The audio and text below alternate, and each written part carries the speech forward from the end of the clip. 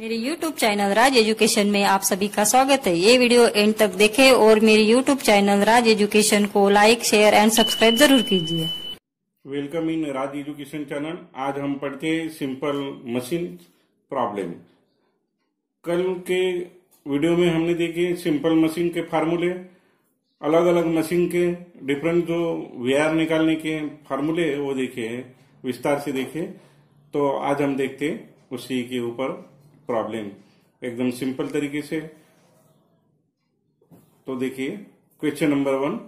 In a simple lifting machine a load 1400 Newton is lifted by 50 Newton effort while load moves up by 0.2 meter when the point of application of effort moves by 6 meter.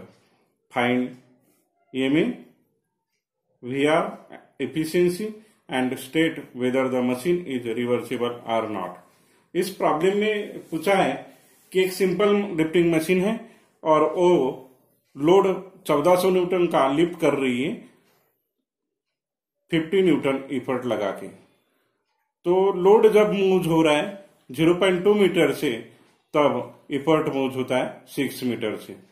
मतलब distance travelled by effort ये है y is equal to 6 metre और distance travelled by load is equal to x है 0.2 metre और load है W 1400 Newton और effort है 50 Newton. तो इस प्रॉब्लम में जो भी गिवन डाटा है वो हम लिखेंगे। Load W is equal to 1400 newton, effort P is equal to 50 newton, distance travelled by load is equal to x is equal to 0.2 metre और distance travelled by effort is equal to y is equal to 6 metre. तो ये का formula क्या है? Mechanical advantage यानी load divided by effort मतलब W divided by P। W है मतलब 1400 डिवाइडेड बाय 50, तो आंसर आएगा 28। वेलोसिटी रेशियो यानी क्या होता है? It is the ratio of distance travelled by the effort divided by distance travelled by the load. मतलब y डिवाइडेड बाय x है, तो distance travelled by the effort है 6 मीटर और distance travelled by the load है 0.2 metre. तो ये point निकाला तो ऊपर में 0 बढ़ जाएगा, मतलब 60 डिवाइडेड बाय 2 यानी हो जाएगा 30। तो वेलोसिटी रेशियो हुआ उस मशीन का 30। It has no unit because it is the ratio. Then efficiency, efficiency एन तो क्या है? फार्मूला क्या है? Mechanical advantage divided by velocity ratio into 100। तो 28 डिवाइडेड बाय 30, ये में क्या है 28 और वेलोसिटी रेशियो है VR 30, तो ये हो जाएगा 93.33%। अब इफिशियंसी, इसमें इफिशियंसी है कितना है? 93.33% है, मतलब इफिशियंसी इज ग्रेटर देन 50% है। इसका मतलब the given machine is the reversible machine. Next question देखते हैं। The following are the observation made on certain machine which has velocity ratio is equal to 20 और ऑब्जर्वेशन दिया है लोड 100 न्यूटन, 200 न्यूटन और effort दिया है 10 न्यूटन और 15 Newton. मतलब 100 न्यूटन जब लोड है तब 10 न्यूटन इफर्ट दिया है और 200 न्यूटन लोड है तब दिया है 15 न्यूटन इफर्ट। और पूछा है find the law of machine और उसमें सब क्वेश्चन पूछे हैं। Effort required to lift a load of 300 newton, effort lasting friction at a load of 300 newton और efficiency of the machine at a load of 300 newton. अब इसका solution simple है। तो क्या देखना है हमें? फार्मूला कौन सा लगेगा? The law of machine is equal to P is equal to MW plus C। ये फार्मूले के ऊपर आपका ये प्रॉब्लम सॉल्व हो जाएगा। तो क्या देखना है? When load is equal to W is equal to 100 newton, effort P is equal to 10 newton, तब ये जो वैल्यू है मतलब P की वैल्यू 10 न्यूटन इस इक्वेशन में डालो और W 100 न्यूटन डालो। तो क्या इक्वेशन बनेगा? 10 is equal to 100 M plus C, ये होगा इक्वेशन नंबर 1। अब when load is equal to W is equal to 200 newton, effort P is equal to होगा 15 न्यूटन, ये वैल्यू डालेंगे इस इक्वेशन में लॉ ऑफ मशीन में, तो 15 is equal to 200 M plus C, ये होगा इक्वेशन नंबर 2।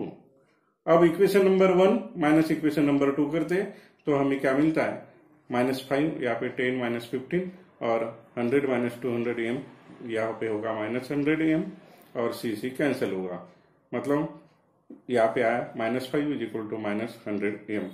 तो एम क्या होगा, M is equal to 5 divided by 100, मतलब 0.05 ये होगा एम की वैल्यू।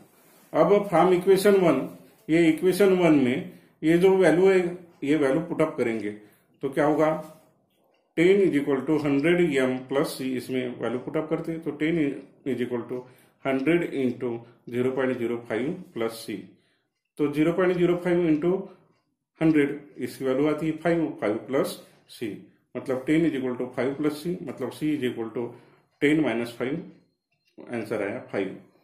अब सी की वैल्यू 5 निकली, एम की वैल्यू 0.05 निकली, ये वैल्यू पुटअप करेंगे तो हमें क्या मिल जाएगा, लॉ ऑफ मशीन की वैल्यू मिल जाएंगे। तो law of machine is equal to P is equal to 0.05 into W plus 5, ये हो जाएगा लॉ ऑफ मशीन। अब नेक्स्ट क्वेश्चन जब सॉल्व करेंगे तो क्या है, effort required to lift a load of 300 newton, when load is equal to W is equal to 300 newton, तो इफर्ट पूछा है आपको, तो effort is equal to question mark, मतलब इफर्ट इज इक्वल टू क्या चाहिए, इसमें वैल्यू पुटअप करेंगे। अब 0.05 तो एम की वैल्यू है ही और डब्ल्यू की वैल्यू 300 पुटअप करेंगे और प्लस सी की वैल्यू 5, तो इफर्ट क्या हो जाएगा, effort is equal to P is equal to 15 plus 5 मतलब 20 न्यूटन। अब ये दोनों वैल्यू हमें काम में आएंगी आगे के जो सब क्वेश्चन है उसको सॉल्व करने के लिए। अब देखो 300 न्यूटन लोड है तो हमें इफर्ट कितना मिला, 20 न्यूटन मिला। अब इफर्ट लास्ट इन फ्रिक्शन मतलब पीएफ निकालना है, तो पीएफ का फॉर्मूला क्या है, पी माइनस पी आई, मतलब इफर्ट माइनस आइडियल इफर्ट, मतलब क्या होगा, पी माइनस आइडियल इफर्ट का फॉर्मूला क्या है, डब्ल्यू बाय वी आर है, तो क्या हो गया, P F is equal to P minus W by V R. अब डब्ल्यू है 300 न्यूटन और वेलोसिटी रेशियो है 20, और इफर्ट क्या लेंगे, 20 लेंगे, क्योंकि 300 के लिए क्या आया था, इफर्ट 20 आया था, तो 20 माइनस 300 डिवाइडेड बाय 20 मतलब क्या होगा, 20 minus 15 is equal to 5 newton. ये हो गया effort lasting friction at the load of 300 newton, answer हो गया। अब नेक्स्ट पूछा है efficiency of the machine at a load of 300 newton, तो efficiency at the load of 300 newton is equal to percentage efficiency is equal to M A divided by V R into 100। M A का formula क्या है, W by P है, W कितना है 300 newton और effort P है 20, मतलब 300 divided by 20 और वी आर की वैल्यू है 20 गिवन है और इंटू 100, ये 300 डिवाइडेड बाय 20 यानी 15 हुआ, 15 डिवाइडेड बाय 20 इंटू 100 मतलब 75% आपकी क्या आई, इफिशियंसी आई at the load of 300 newton. Next problem है, और screw jack has a lift of a load of 25 kilo newton by an effort of 350 newton at the end of lever arm of 60 centimetre. If the pitch of the screw is 5 mm, calculate the efficiency of the screw jack at this load। अब इस question में पूछा है कि एक screw Jack है, उससे हम 25 किलो न्यूटन मतलब 25,000 न्यूटन ये लोड लिफ्ट करना है और उसके लिए लग रहा है हमें 350 newton effort at the end of lever arm, मतलब लेंथ ऑफ आर्म जो दिया है उसका लेंथ दिया है एल 60 सेंटीमीटर और पिच ऑफ द स्क्रू जो है इसका पी की वैल्यू दीजिए, स्मॉल पी की वैल्यू 5 mm और इफिशियंसी पूछा है ये लोड के ऊपर कितनी आएगी। अब जब भी स्क्रू जैक का फार्मूला मतलब स्क्रू जैक नाम आता है तो वेलोसिटी रेशो का फार्मूला हमें ध्यान में रखना चाहिए। जब इफर्ट विल डायमीटर पूछा रहेगा तो ये फार्मूला में आएगा 2 पाई आर डिवाइडेड बाय पिच मतलब स्मॉल पी, लेकिन लेंथ ऑफ आर्म रहा तो रहेगा वेयर का formula 2 pi L divided by pitch मतलब पी। तो इस प्रॉब्लम में हमें यूज करना है वेलोसिटी रेशो का formula 2 pi L divided by pitch. Given data पूरा लिखेंगे और गिवन डाटा में एक ध्यान में रखना, जो भी डाटा रहेगा वो एक ही यूनिट में चाहिए। यहाँ पे पिच mm में रहेगा तो आपको लेंथ ऑफ आर्म वो जो भी है सेंटीमीटर है तो उसे mm करना है, और जो लोड है वो लोड आप न्यूटन में कीजिए, क्योंकि इफर्ट आपका न्यूटन में है, तो ये दोनों एक ही यूनिट में चाहिए। तो load is equal to W is equal to 25 kilo newton, मतलब 25,000 न्यूटन ये लोड है, और इफर्ट है P is equal to 350 newton. Length of arm L is equal to है 60 सेंटीमीटर, मतलब ये आएगा 600 mm, और pitch small p is equal to 5 mm। Velocity ratio होगा 2 pi L divided by pitch p, तो 2 पाई इंटू 600 डिवाइडेड बाय 5, तो इसकी value आती है 753.98, ये होगा वेलोसिटी रेशो। अब मैकेनिकल एडवांटेज है ये में, तो लोड डिवाइडेड बाय इफर्ट है। लोड कितना है 25,000, मतलब W डिवाइडेड बाय P करना है, ये P इफर्ट कैपिटल P, तो 25,000 डिवाइडेड बाय 350, तो इसका आंसर आएगा 71.43, ये होगा मैकेनिकल एडवांटेज। अब efficiency of the screw jack at this load पूछा है, मतलब 25 किलो न्यूटन के लिए इफिशियंसी कितना आएगा स्क्रू जैक का, ये पूछा है। तो percentage efficiency is equal to MA divided by VR into 100। MA की वैल्यू है 71.43 और डिवाइडेड बाय 753.98 इंटू 100 करेंगे, तो हमारा आंसर आ रहा है, इफिशियंसी आ रही है 9.473%। नेक्स्ट क्वेश्चन देखते हैं। In a differential wheel and axle the diameter of wheel is 36 centimetre and that of axle are 9 centimetre and 6 centimetre. If the efficiency of the machine is 80%, find the load lifted with an effort of 100 newton. अब ये जो question है वो question है differential wheel and axle के ऊपर। तो diameter of wheel दिया है, मतलब कैपिटल डी है, और एक्सल दी है, दो एक्सल दिए, जिसमें से ज्यादा बड़ी वैल्यू होगी वो बिगर एक्सल होगा और छोटी वैल्यू वाला स्मॉलर एक्सल होगा। ये डायमीटर दिए और इफिशियंसी दिए 80% और इफर्ट दिया है 100 न्यूटन। 100 न्यूटन इफर्ट के लिए लोड कितना उठाएगा ये डिफरेंशियल व्हील एंड एक्सल, ये पूछा है। तो सॉल्यूशन में हम क्या गिवन डाटा पहले लिखते हैं। तो D is the capital D is equal to diameter of the effort wheel, तो ये है wheel 36 centimetre diameter D capital. D1 is equal to diameter of small d1 is equal to diameter of bigger axle 9 centimetre. Small d2 is the diameter of smaller axle 6 centimetre. Efficiency percentage efficiency 80% है, मतलब 80 divided by 100 तो 0.80। इफर्ट P is equal to 100 newton.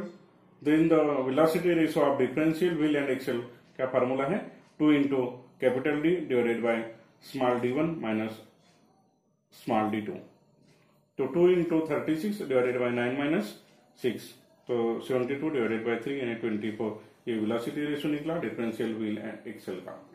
अब efficiency का formula क्या है, efficiency is equal to MA divided by VR है। इसके ऊपर से एमए पता है हमें और वीआर पता है, सॉरी यहाँ पे इफिशियंसी पता है और आपको अभी वीआर निकाले तो आप एमए निकाल सकते हो।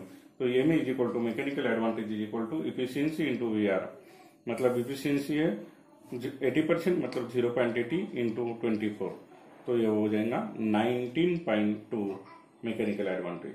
अब मैकेनिकल एडवांटेज के ऊपर से आपको क्या पूछा है, लोड पूछा है, डब्ल्यू पूछा है, पी पता है और ये में निकल गया, तो क्या होगा M is equal to W by P, मतलब लोड डिवाइडेड बाय इफर्ट। तो लोड होगा load is equal to W is equal to M A into effort, मतलब P.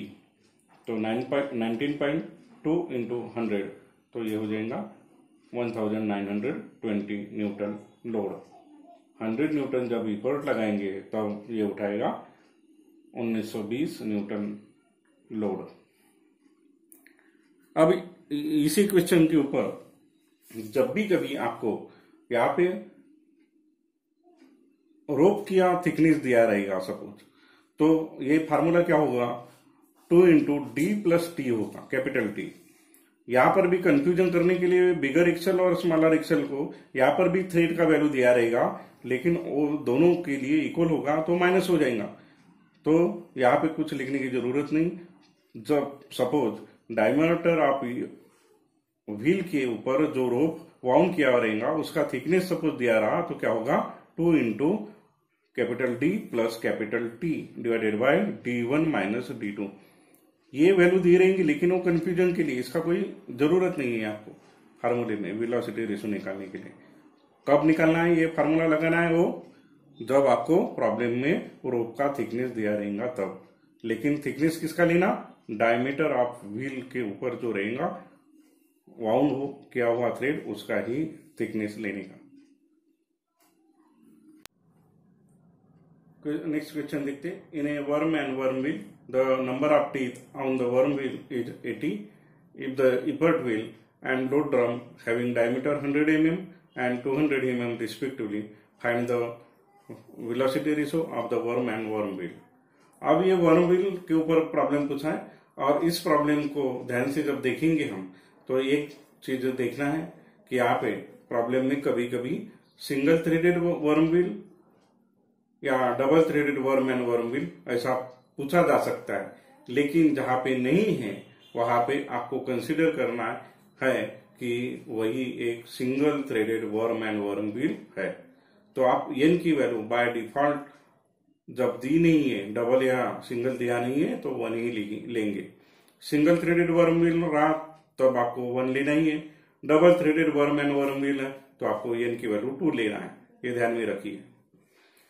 Number of teeth on the worm and worm wheel is 80, मतलब capital T की value दी है, number of teeth on worm wheel is equal to 80 if the effort wheel and load drum having diameter 100 mm and 200 mm। यहाँ पे ध्यान से देखो, effort wheel का डायमीटर यानी कैपिटल डी होता है, capital D is equal to diameter of the effort wheel 100 mm है, और लोड ड्रम का डायमीटर ये स्मॉल डी होता है, डायमीटर ऑफ लोड ड्रम मतलब 200 mm।